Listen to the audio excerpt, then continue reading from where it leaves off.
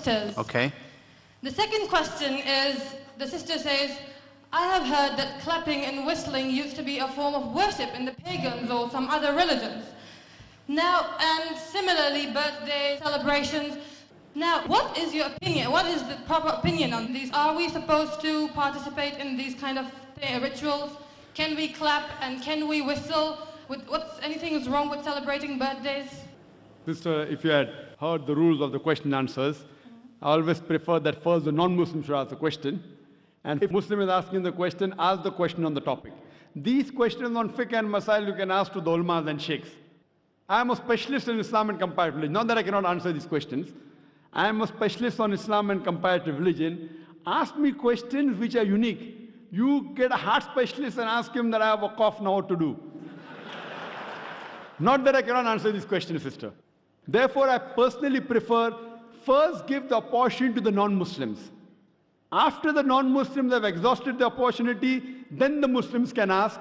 And if the Muslims ask, please restrict your question to the topic, dialogue between religions. Since the sister asked the first question, I allowed her to break the rules.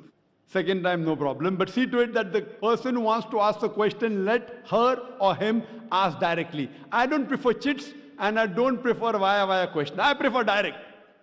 And I am a mashallah, direct I prefer.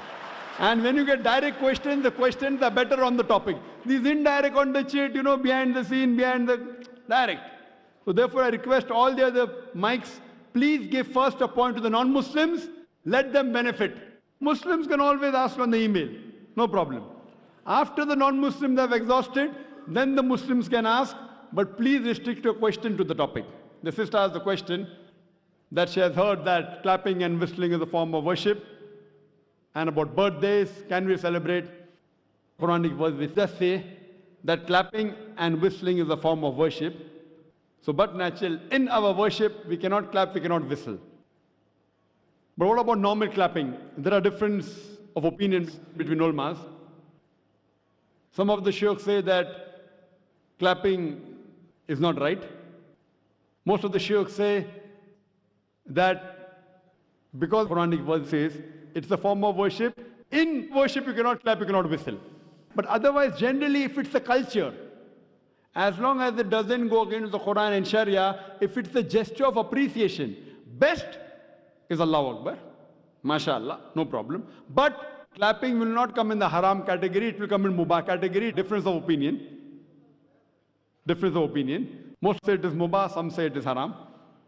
If it's an appreciation, no problem. As far as birthday celebration is concerned, again, some shuyukh say that celebrating birthday is haram. Some say it is mubah. I personally feel that celebrating birthday of personalities, especially of religious leaders, etc., it leads to shirk.